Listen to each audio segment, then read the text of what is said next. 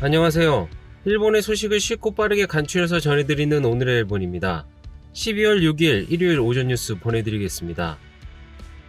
NHK 보도에 따르면 5일 도쿄에서 584명, 카나가와 192명, 사이타마 168명, 치바 74명, 오사카 399명, 아이치 219명, 효고 151명, 홋카이도 183명의 감염이 확인되는 등 총 2,508명이 확진 판정을 받은 것으로 파악되었습니다. 일본 내 감염이 확인된 사람은 16만 917명이며 요코하마항 크루즈선을 포함하면 총 16만 1,629명이 감염된 것으로 파악되었습니다. 한편 오사카에서 6명, 홋카이도 4명, 효고 3명, 도쿄, 아이치, 카나가와에서 각각 2명 등 총 22명의 사망이 발생하였으며 누적 사망자는 일본 내 감염이 2,328명, 요코하마항 크루즈선을 포함하면 총 2,341명이 되었습니다.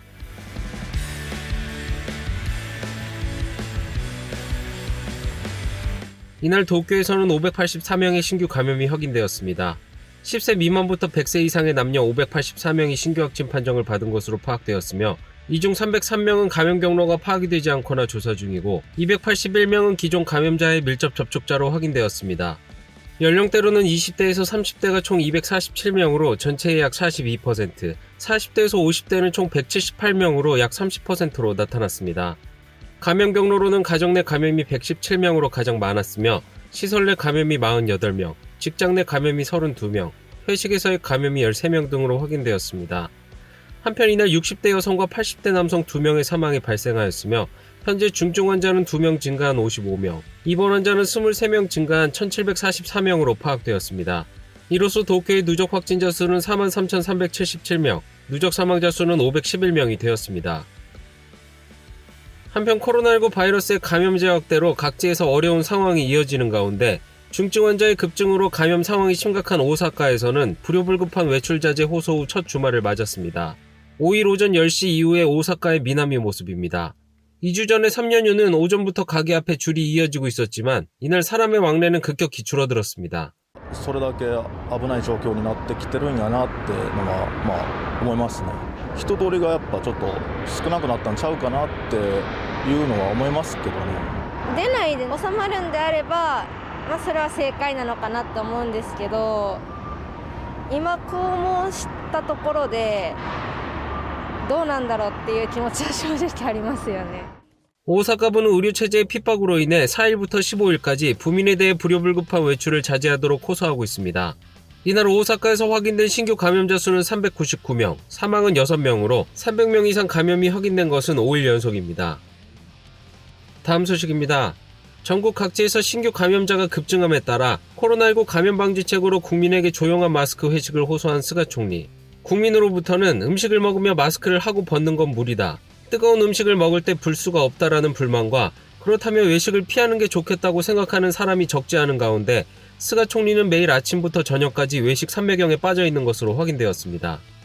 최근 며칠간 총리 동정을 살펴보면 2일 아침은 호텔 레스토랑에서의 비서관과 아침 식사, 밤에는 고깃집에서 자민당 중의원 의원과 저녁 식사, 1일 아침도 호텔에서 일본 가스협회 회장 등과 회식, 저녁은 레스토랑에서 비서관과 저녁 식사를 가졌습니다.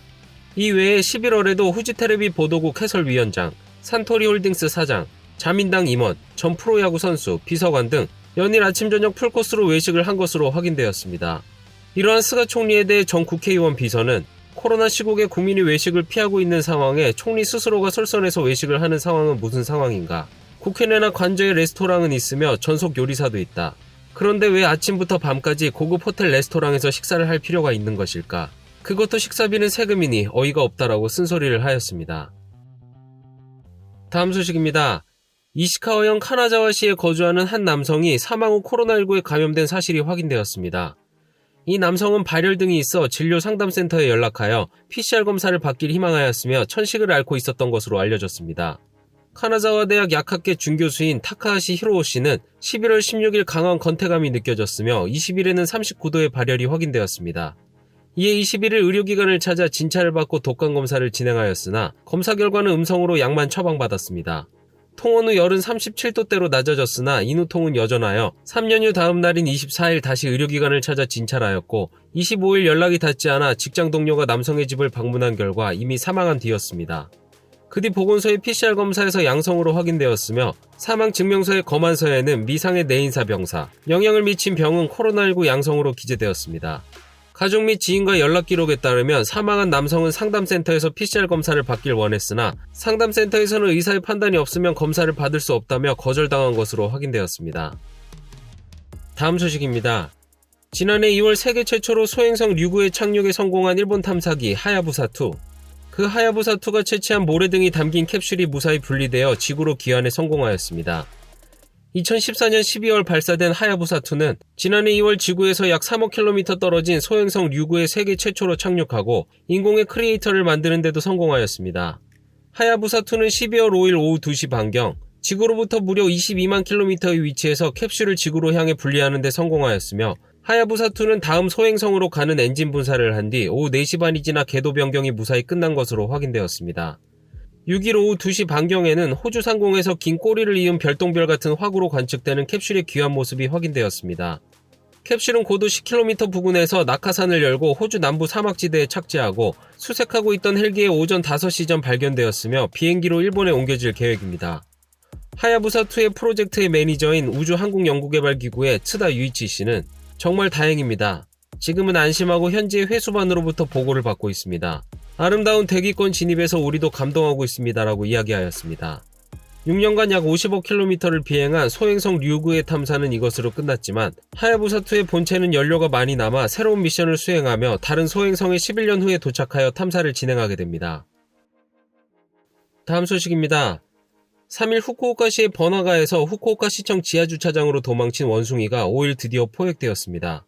屋根の上にまた来ます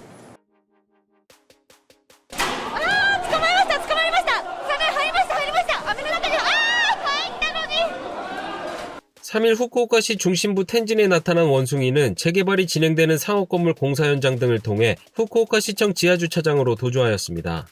경찰관과 시의 직원 등 수십 명이 그물이나 진정제가 들어간 화살 등으로 포획을 시도하였으나 잡지 못하였으며 야간은 바나나 등 먹이가 들어간 우리를 설치하였습니다. 4일 아침에는 원숭이가 도망다니는 모습도 확인되었습니다. 또 5일 아침에는 파놓은 덫을 확인해보니 먹이에 손을 댄 흔적이 있지만 덫에는 걸려있지 않았습니다. 5일도 오전 9시경부터 시의 직원이나 소방 등이 약 40명 태세로 그물 등을 사용한 포획 작업을 실시하던 중 정오경 포획되었습니다.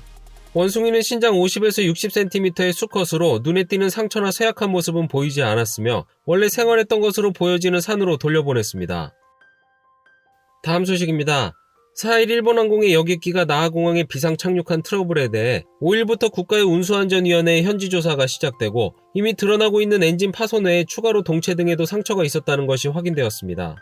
4일 정오를 지나 나하공항에서 하네다공항으로 향하던 일본항공의 904편에서 엔진 트러블이 발생하여 나하공항으로 회항하고 긴급 착륙하였습니다.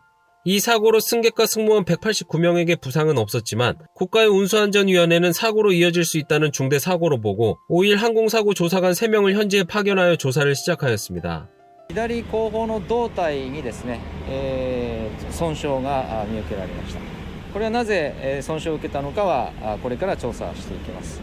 こちらも左側の水平尾翼でございますが、こちらも前縁側にですね、損傷が見受けられました。 또한 파손된 부품이 기체에 접촉했을 가능성이 있을 수도 있지만 확인이 되지 않아 조사하겠다고 하였습니다. 항공사고 조사관의 조사는 6일 이후에도 계속되며 엔진 내부 등을 자세히 조사할 예정입니다. 다음 소식입니다. 코로나19 바이러스에 대한 입국 제한 완화 조치로 일본에 입국한 외국인은 약 6만 3천 명으로 베트남과 중국에서 60% 가까이 차지하였으며 비즈니스 목적을 포함한 단기 체제는 전체의 7% 정도에 그친 것으로 나타났습니다. 입국 제한 완화 조치로 정부는 7월 이후 11개 국가와 비즈니스 관계자의 왕래를 재개하였으며 10월부터는 전 세계를 대상으로 유학생 등의 신규 입국을 허용하고 있습니다. 출입국 재료관리청이 지난달 말까지 정리한 통계에 따르면 조치 후 일본에 입국한 외국인은 6만 3,040명으로 확인되었습니다. 국가 지역별로는 베트남이 2만 911명으로 가장 많았으며 중국이 16,403명으로 두 국가에서 전체의 60% 가까이를 차지하였으며 인도네시아 3,257명, 태국이 3,127명 등으로 확인되었습니다.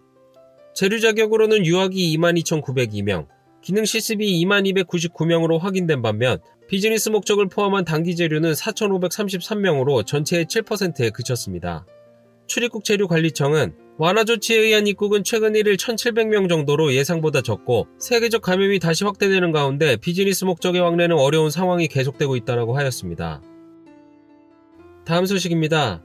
기업용 서버나 네트워크를 감시하는 서비스를 제공하는 히타치 시스템즈는 자사 시스템이 부정 접속을 당해 상시 접속 중인 여러 고객 기업도 부정 접속을 당했을 우려가 있다며 경찰에 상담하고 대응을 추진하고 있습니다. 히타치 시스템즈에 따르면 올해 10월 8일 고객 기업의 서버나 네트워크가 정상적으로 작동하는지 감시하는 서비스의 시스템이 부정 접속을 받은 것으로 확인되었다고 발표하였습니다. 이 서비스는 복수의 고객 기업이 전용 회선을 통해 히타치 시스템즈와 항상 연결되어 있습니다. 이로 인해 이 회선을 통해 고객 기업도 부정 접속을 당했을 우려가 있어 히타치 시스템즈는 접속 이력 등의 해석을 추진하는 동시에 경찰과 상담하고 있습니다. 동사는 현재 고객 기업의 부정 접속이 이루어졌는지는 밝힐 수 없어 현 시점에서 고객 정보 유출은 확인되지 않고 있으나 관계자에 따르면 복수의 고객 기업이 부정 접속을 당했다고 관계부처에 보고한다고 하였습니다.